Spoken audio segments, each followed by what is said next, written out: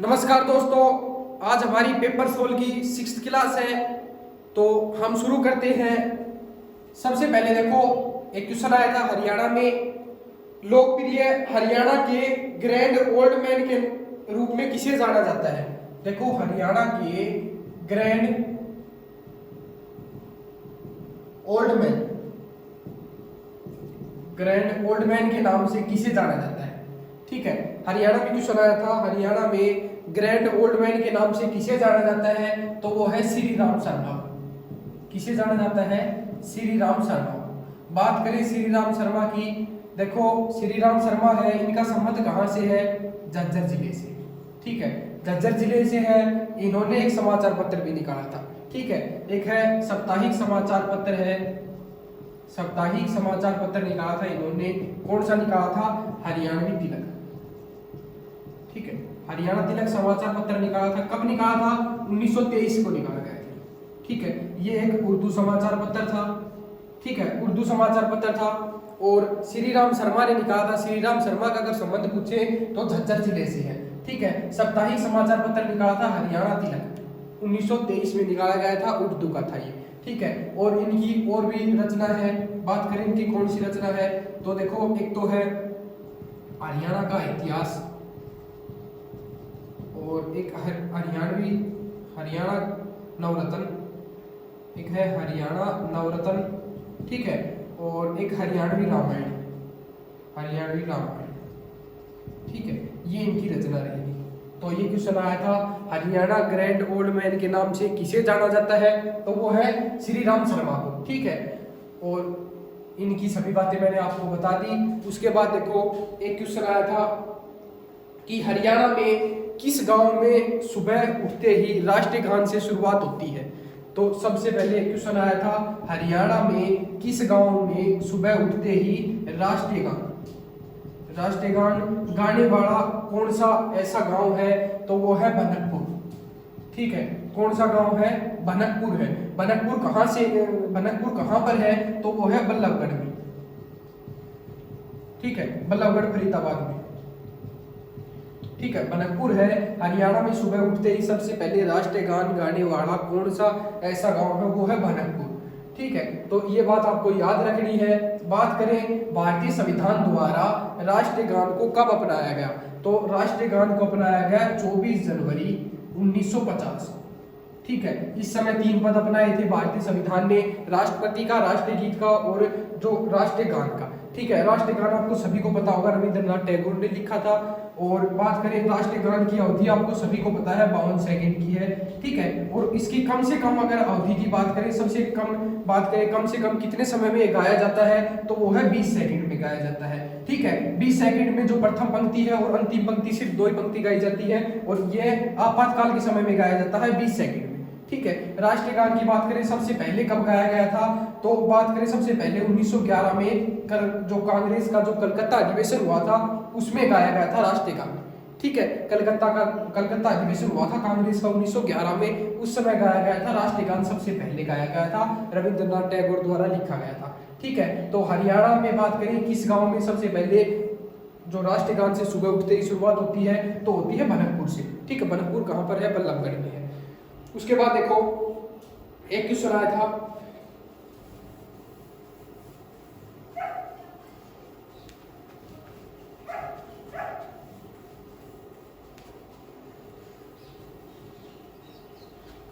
देखो एक क्वेश्चन आया था, संत गरीबदास। देखो, संत गरीबदास का हरियाणा में किस जिले से संबंध है? देखो, संत गरीबदास है, उनका संबंध है छुडानी गांव से। छुडानी गांव है, कहां पर है ये? झज्जर में। ठीक है, छुडानी गांव कहां पर है? झज्जर में है। संत गरीबदास है, उनका संबंध है। ठीक है, छुडानी गांव झज्जर से। बात करें अगर संत गरीबदास की रचना कौन सी है, देखो इनकी अगर रचना की बात करें, एक तो है हिंजर बोध। ठीक है, एक तो इनकी रचना की बात करें हिंजर बोध है, और एक इनकी रचना है बिज्जक का टीका। एक इनकी रचना है बिज्जक का टीका। ठीक है, हिंजर बोध और बिज्जक का टीका है, ये इनकी रचना रहेगी। संत गरीबदास है, इनका अगर संबंध पूछे छुडानी गांव झज्जर से है। ठीक है, ये बात याद रखनी है आपको। उसके बाद देखो, एक क्वेश्चन आया था उर्दू साहित्य में दस्ताना मजदूर किसने लिखी थी। देखो एक क्वेश्चन आया था उर्दू साहित्य में, उर्दू साहित्य में दस्ताना मजदूर किसने लिखी थी, दस्ताना मजदूर किसने लिखी थी उर्दू साहित्य में। तो ये लिखी थी भागीरथ लाल जख्मी ने। किसने लिखी थी, भागीरथ लाल जख्मी। ठीक है, बात करें देखो उर्दू साहित्य में दस्ताना मजदूर किसने लिखी थी, ये लिखी थी भागीरथ लाल जख्मी ने। ठीक है, ये बात याद रखनी है, उर्दू साहित्य में दस्ताना मजदूर किसने लिखी थी, भागीरथ लाल जख्मी ने। उसके बाद देखो एक क्वेश्चन आया था, बात करें कि बिजनौरी भाषा का शुद्ध क्या है। ठीक है, एक क्वेश्चन आया था बिजनौरी भाषा का शुद्ध रूप बताना है। बिजनौरी भाषा है, शुद्ध रूप क्या है, बिजनौरी भाषा का शुद्ध रूप क्या है। तो बिजनौरी भाषा का शुद्ध रूप है कोरबी। ठीक है, बिजनौरी भाषा का शुद्ध रूप कौन सा है, कोरबी है। ये क्वेश्चन आया था एक बार पेपर में। उसके बाद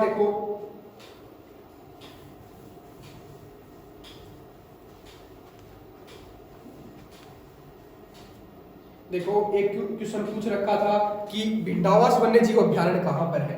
तो देखो मैंने भिंडावास वन्यजीव अभ्यारण्य है, वन्यजीव अभ्यारण्य का टॉपिक करवा रखा है, उसमें सभी वन्यजीव अभ्यारण्य करवा रखी है। भिंडावास वन्यजीव अभ्यारण्य की बात कर रहे हैं, कहाँ पर है। तो देखो भिंडावास वन्यजीव अभ्यारण्य है, ये है झज्जर में। ठीक है, भिंडावास वन्यजीव अभ्यारण्य कहाँ पर है, झज्जर में है। बात करें भिंडावास वन्यजीव अभ्यारण्य की, तो देखो इनकी स्थापना कब हुई थी, स्थापना हुई थी 1985-86 में। 1985-86 में स्थापना होती है। ठीक है, कितने हेक्टेयर में है, 411 हेक्टेयर में है। ठीक है, और भिंडावास वन्यजीव अभ्यारण्य है, ये एक सुंदर झील के रूप में भी जाना जाता है, सुंदर झील के रूप में भी जाना जाता है भिंडावास वन्यजीव अभ्यारण्य। ठीक है, और ये यहाँ पर देखो लगभग 250 प्रजातियां पक्षियों की पाई जाती है। 250 प्रजातियां पक्षियों की पाई जाती है। भिंडावास वन्यजीव अभ्यारण्य है, झज्जर में है। स्थापना 1985-86 में हुई थी।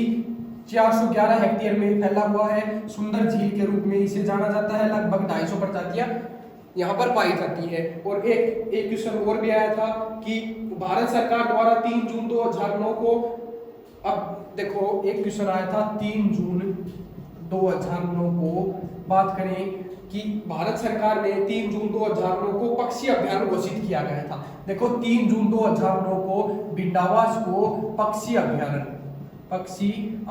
के रूप में घोषित किया गया था 3 जून 2009 को, भिंडावास वन्यजीव अभ्यारण्य को। ठीक है, एक झज्जर में एक और वन्यजीव अभ्यारण्य मैंने करवा रखी है वीडियो में भी, एक है खप्परवास। ठीक है, एक है खप्परवास वन्यजीव अभ्यारण्य। ठीक है, खप्परवास वन्यजीव अभ्यारण्य और भिंडावास वन्यजीव अभ्यारण्य दोनों कहां पर है, झज्जर में है। ठीक है, अगर बात करें खप्परवास वन्यजीव अभ्यारण्य की स्थापना कब हुई थी, 1987 में स्थापना हुई थी। ठीक है, खप्परवास वन्यजीव अभ्यारण्य की। और खप्परवास और भिंडावास वन्यजीव अभ्यारण्य इन दोनों में मात्र 1.5 किलोमीटर की दूरी है। ठीक है, 1.5 किलोमीटर की दूरी इन दोनों में रहेगी। ठीक है, ये बात आपको याद रखनी है। और बात करें 1991 में, वर्ष 1991 में इसे मान्यता प्राप्त हो गई थी। ठीक है, 1991 में इसे मान्यता प्राप्त हो गई थी। खप्परवास वन्यजीव अभ्यारण्य को इसे मान्यता प्रदान की गई थी 1991 में, वर्ष 1991 में इसे खप्परवास वन्यजीव अभ्यारण्य को मान्यता प्रदान की गई थी। मान्यता, ठीक है, मान्यता प्रदान की गई थी। और बात करें कितने हेक्टेयर में है खप्परवास वन्यजीव अभ्यारण्य, ये 82 हेक्टेयर में। ठीक है, ये बात याद रखनी है, 82 हेक्टेयर में है। ठीक है, खप्परवास वन्यजीव अभ्यारण्य। उसके बाद देखो एक क्वेश्चन आया था, देखो हरियाणा का,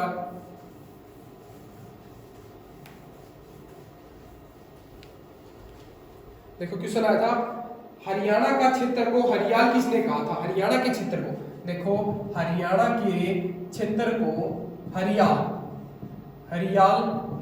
किसने कहा था।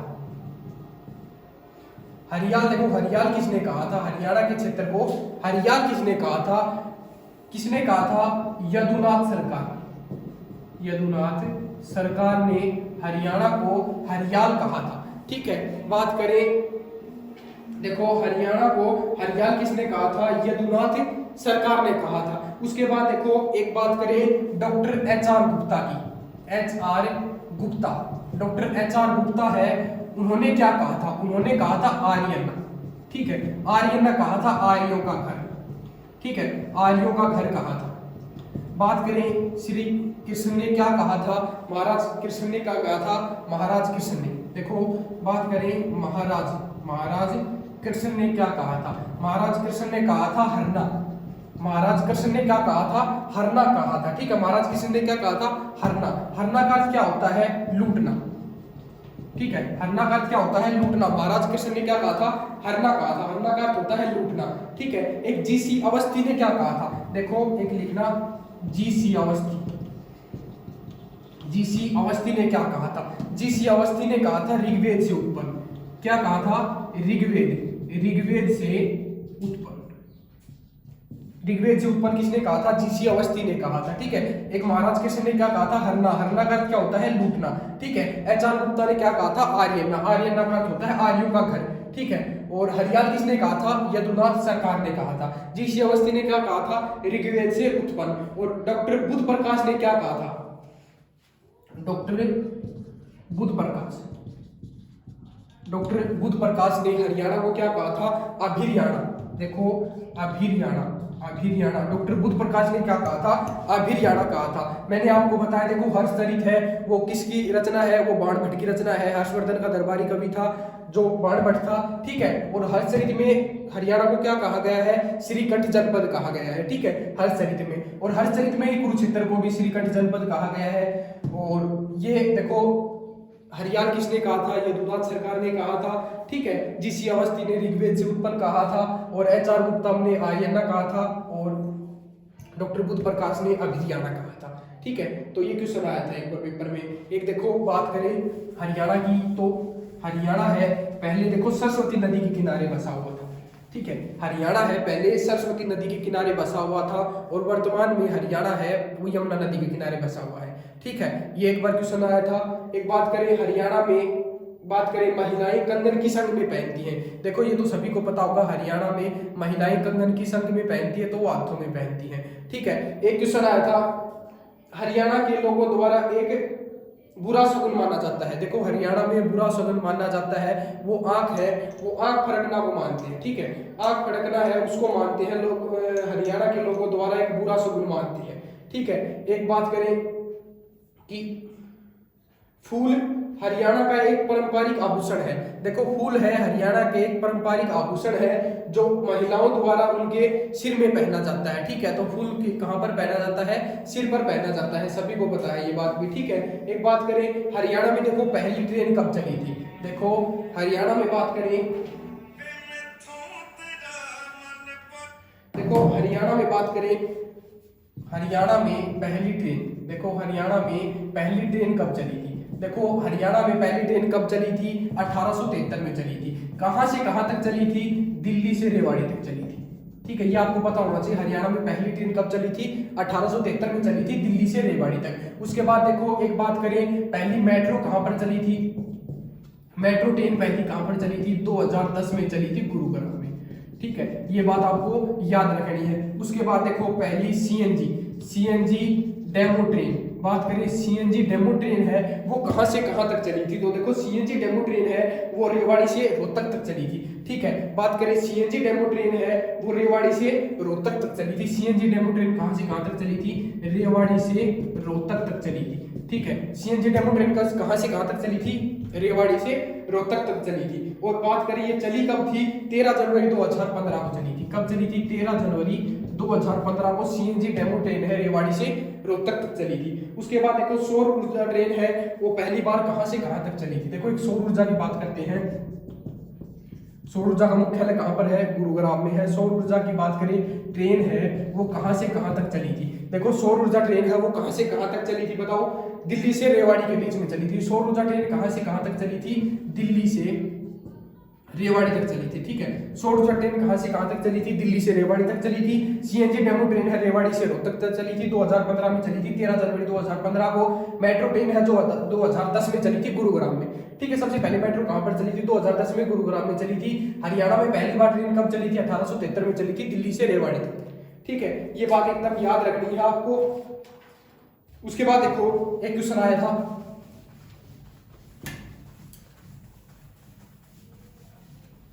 देखो एक क्वेश्चन आया था शेख चिल्ली का मकबरा, एक है देखो शेख चिल्ली का मकबरा। शेख चिल्ली का मकबरा कहां पर है? देखो ये क्वेश्चन आया था, शेख चिल्ली का मकबरा है वो है थानेसर में, थानेसर कुरुक्षेत्र में। ठीक है, शेख चिल्ली का मकबरा कहां पर है? थानेसर कुरुक्षेत्र में। ये ख्यालों में खोए हुए रहते थे शेख चिल्ली। ठीक है, बात करें शेख चिल्ली का मकबरा कहां पर है, वो थानेसर में है, ये आपको पता ही है। बात करें शेख चिल्ली है वो किसके गुरु थे, तो ये थे दारा शिकोह। ठीक है, दारा शिकोह के धर्म गुरु थे। ठीक है, इन दारा शिकोह के धर्म गुरु कौन थे? शेख चिल्ली थे। ठीक है, बात करें इन्हें कहां पर दफनाया गया था, तो वो थानेसर कुरुक्षेत्र में दफनाया गया था। ठीक है, उसके बाद देखो ये बात करें, यह मकबरे हरियाणा का ताजमहल कहा जाता है। देखो शेख चिल्ली का मकबरा है, इसे हरियाणा का ताजमहल कहा जाता है, हरियाणा का ताजमहल कहा जाता है शेख चिल्ली के मकबरे को। ठीक है, उसके बाद देखो एक क्वेश्चन आया था कि गेटवे ऑफ हरियाणा। देखो गेटवे ऑफ हरियाणा किसे कहते हैं? गेटवे ऑफ हरियाणा तो आपको पता होना चाहिए, गेटवे ऑफ हरियाणा कहते हैं बहादुरगढ़ को, बहादुरगढ़। गेटवे ऑफ हरियाणा किसे कहते हैं? बहादुरगढ़ को कहते हैं झज्जर। ठीक है, बहादुरगढ़ कहां पर है? झज्जर में है गेटवे ऑफ हरियाणा। बात करें गेटवे ऑफ इंडिया किसे कहते हैं? देखो gateway of India, gateway of India किसे कहते हैं? वो कहते हैं मुंबई। ठीक है, गेटवे ऑफ इंडिया किसे कहते हैं? मुंबई को कहते हैं। ठीक है, ये आप याद रख लोगे। उसके बाद देखो सबसे बड़ा पशु मेला, देखो एक क्वेश्चन आया था,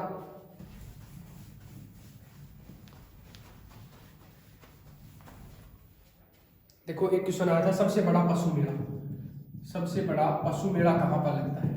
हरियाणा में सबसे बड़ा पशु मेला देखो कहां पर लगता है? वो लगता है जहाजगढ़ में। ठीक है, जहाजगढ़ में लगता है। जहाजगढ़ कहां पर है? झज्जर में है। ठीक है, सबसे बड़ा पशु मेला, ठीक है, सबसे बड़ा पशु मेला कहां पर लगता है? जहाजगढ़ झज्जर में लगता है। ठीक है, बात करें भारत में सबसे बड़ा पशु मेला कहां पर लगता है? भारत में देखो बात हरियाणा की कर रहे हैं, हरियाणा में सबसे बड़ा पशु मेला लगता है जहाजगढ़ झज्जर में। भारत में सबसे बड़ा पशु मेला कहां पर लगता है? सोनपुर में लगता है। ठीक है, सोनपुर कहां पर? बिहार में। ठीक है, सोनपुर में लगता है बिहार में। और बात करें सबसे बड़ा पशु फार्म, देखो सबसे बड़ा पशु फार्म है वो कहां पर है? वो है हिसार में। सबसे बड़ा पशु फार्म कहां पर है? हिसार में है। ये बात भी आपको याद रखनी है। ठीक है, उसके बाद देखो एक क्वेश्चन आया था कि हरियाणा का सबसे बड़ा बस स्टैंड, देखो सभी को पता है ये सबसे बड़ा बस स्टैंड है हरियाणा में। सबसे बड़ा बस स्टैंड कहां पर है? झज्जर में। ठीक है, सबसे बड़ा बस स्टैंड है कहां पर है? झज्जर में, हरियाणा में। ठीक है, उसके बाद देखो एक क्वेश्चन आया था, देखो एक क्वेश्चन आया था सनहित झील कहां पर है? तो मैंने जो झील का टॉपिक करवा रखा है सनहित झील, देखो झील का टॉपिक में सभी बातें करवा रखी है, डिटेल से करवा रखी है। सनहित झील करवा रखी है, कहां पर है सनहित झील? कुरुक्षेत्र में है। ठीक है, यहाँ पर 7 नदियों का संगम माना जाता है। 7 नदियों का संगम किसी में माना जाता है? सनहित झील में माना जाता है। कहां पर है सनहित झील? कुरुक्षेत्र में है। ठीक है, ये बात याद रखनी है। उसके बाद देखो एक क्वेश्चन आया था जैन मंदिर कहां पर है? बताओ जैन मंदिर कहां पर है? देखो जैन मंदिर है वो है यमुनानगर में। जैन मंदिर है वो कहां पर है? यमुनानगर में है। बात करें दिगंबर जैन मंदिर, दिगंबर जैन मंदिर कहां पर है? दिगंबर जैन मंदिर है वो हिसार में है। ठीक है, ये बात याद रखनी है आपको। जैन मंदिर है वो यमुनानगर में है और दिगंबर जैन मंदिर है वो कहां पर है? हिसार में है। जैन मंदिर यमुनानगर, दिगंबर जैन मंदिर हिसार में है। ठीक है, उसके बाद देखो एक क्वेश्चन आया था गन्ना सबसे ज्यादा कहां पर होता है? देखो एक क्वेश्चन आया था गन्ना, सभी को पता होगा सबसे ज्यादा कहां पर होता है गन्ना? गन्ना सबसे ज्यादा होता है यमुनानगर में, यमुनानगर में। ठीक है, गन्ना सबसे ज्यादा कहां पर होता है? यमुनानगर में होता है। बात करें गन्ना प्रजनन केंद्र कहां पर है? देखो गन्ना प्रजनन केंद्र कहां पर है? करनाल में है गन्ना प्रजनन केंद्र। ठीक है, याद रखना आप, गन्ना प्रजनन केंद्र कहां पर है? करनाल में है। देखो उसके बाद एक क्वेश्चन आया था, ये मैं जो क्वेश्चन करवा रहा हूं पीछे पेपर में आए हुए क्वेश्चन करवा रहा हूं। ठीक है, एक देखो योग व आयुर्वेद के देखो ब्रांड एम्बेसडर, बात करते हैं योग व आयुर्वेद। योग व आयुर्वेद के देखो ब्रांड एम्बेसडर किसे बनाया गया है? बाबा रामदेव। ठीक है, बाबा रामदेव। देखो बात करें बाबा रामदेव की, तो अगर इनका संबंध पूछे तो अली सैयद को। ठीक है, अली सैयदपुर गांव है, कहां पर है अली सैयदपुर गांव, ये है महेंद्रगढ़। ये पूछा जा सकता है बाबा रामदेव का संबंध कहां से है, तो ये है अली सैयदपुर गांव महेंद्रगढ़ से है। ठीक है, उसके बाद देखो बात करें बाबा रामदेव है, अगर इनके बचपन का नाम पूछे, बचपन का नाम है राम किशन। ठीक है, राम किशन, बचपन का नाम क्या है, राम किशन। बात करें इनके पिता का क्या नाम है, तो राम निवास है। ठीक है, राम निवास है। इनके अगर माता का नाम पूछे क्या है, तो वो है गुलाबो देवी। ठीक है, गुलाबो देवी है। ठीक है, बात करें इनके जो गुरु थे वो कौन है, इनके गुरु हैं आचार्य बलदेव सिंह, आचार्य बलदेव सिंह। ठीक है, ये बात याद रखनी है, इनके गुरु कौन है, आचार्य बलदेव सिंह। इन्होंने योग की जो शिक्षा ली थी, योग की शिक्षा किससे ली थी, योग की शिक्षा किससे ली थी, शंकर देव जी से ली थी। ठीक है, शंकर देव जी से ली थी योग की शिक्षा। ठीक है, ये बात आपको याद रखनी है। उसके बाद देखो इन्हीं के प्रयासों से 9 जून 21 जून, देखो इन्हीं के प्रयासों से 21 जून को योग दिवस मनाया जाता है। ठीक है, इन्हीं के प्रयासों से 21 जून को योग दिवस मनाया जाता है। ठीक है, बात करें बाबा रामदेव है, इन्हीं के प्रयासों से तो 21 जून को योग दिवस मनाया जाता है। और बात करें योग व आयुर्वेद के ब्रांड एम्बेसडर कौन है, बाबा रामदेव है। और पतंजलि योग पीठ, देखो एक याद रखना, पतंजलि योग पीठ है, उनकी जो स्थापना हुई थी सबसे पहले कहां से शुरुआत हुई थी पतंजलि योग पीठ की, तो वो हरिद्वार से हुई थी। ठीक है, पतंजलि योग पीठ की शुरुआत कहां से हुई थी, हरिद्वार से हुई थी। ठीक है, ये बात याद रखनी है आपको। और जो योग दिवस है वो 21 जून को मनाया जाता है, अंतर्राष्ट्रीय योग दिवस मनाया जाता है। ठीक है, इन्हीं के प्रयासों से मनाया जाता है। योग व आयुर्वेद के ब्रांड एम्बेसडर है। और बाकी बातें मैंने आपको बता दी। उसके बाद देखो एक क्वेश्चन आया था,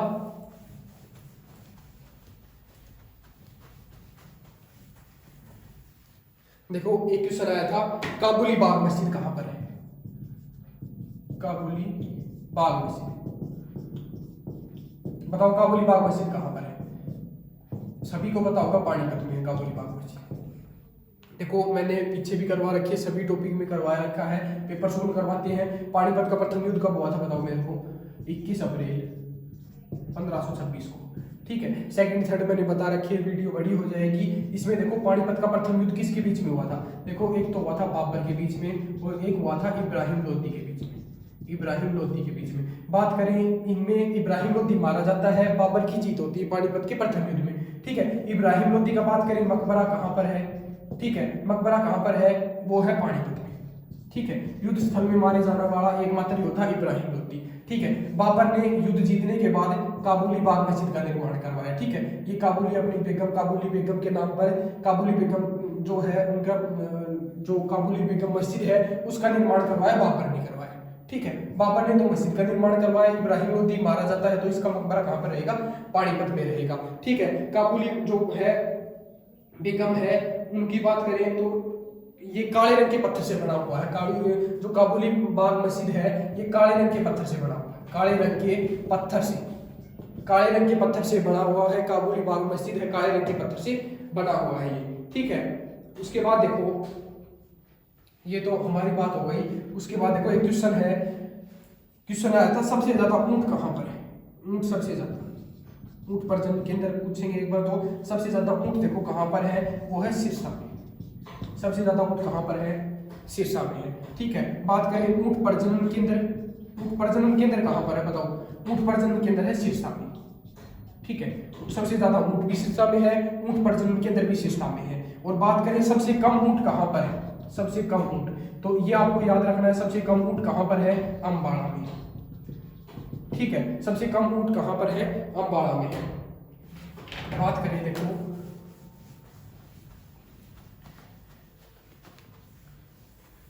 आज का हमारा जो टॉपिक है वो कंप्लीट होता है। धन्यवाद।